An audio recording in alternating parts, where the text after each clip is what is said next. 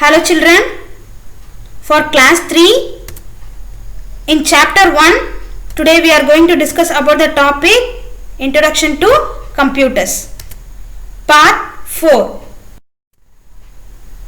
Now we learn about output devices. First we should see what is meant by output.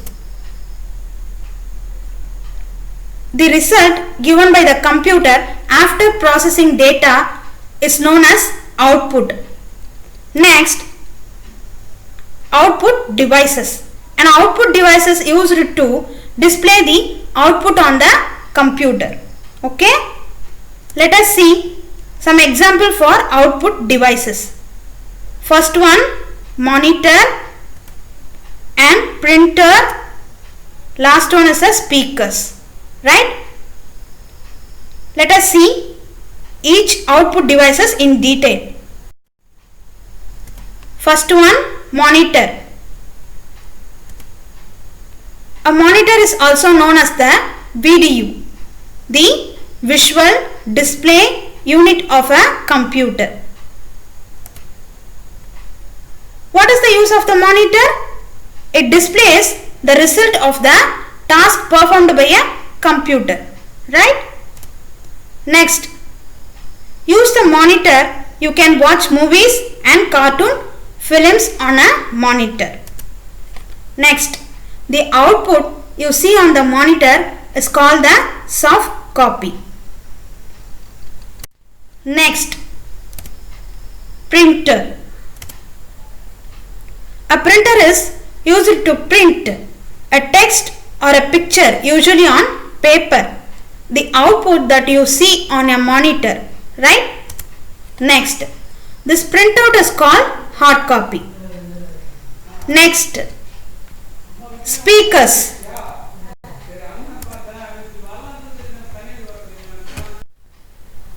We use speakers to listen to music and other sounds from a computer. Next, storing data. Computers can store a large amount of data. Children, where we can store our informations? Yes, we store our information in memory. Right? In the same way, the computer too has a part where it stores all the informations and data. Right? This part of the computer is called the memory. Right? Next, you can access this memory and refer to the information stored in it. Right? Next, the information in the memory can be changed or erased too. Two types of memories. Let us see what are they. First one is primary memory or main memory. Second one, secondary memory. Let us see what is meant by main memory. Main memory is what the computer uses when it is on. When you open a file, a folder or a program, the computer places it in the main memory, right? When you create a new file or make changes to an open file, the CPU requests information it needs from the main memory. Next, it then makes changes as per the commands you input, right? And sends the modified data to main memory. Next, secondary memory. If you give the command to save a file, the file will be stored in secondary memory, right? This is usually a hard disk placed inside the cabinet containing the CPU. The next time you switch on the computer, you will be able to open the saved file again you can also store an floppy disk, DVD,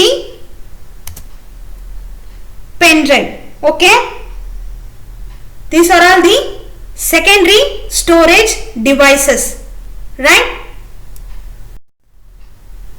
Next, we'll learn about how to shutting down a computer by following 5 steps. Step 1, click the start button. Step 2, a menu will appear. Click on the shutdown button. A message appears showing that the system is logging off and then shutting down. Step 3, now switch off the power button on the monitor. Step 4, switch off the UPS. Step 5, switch off the power supply.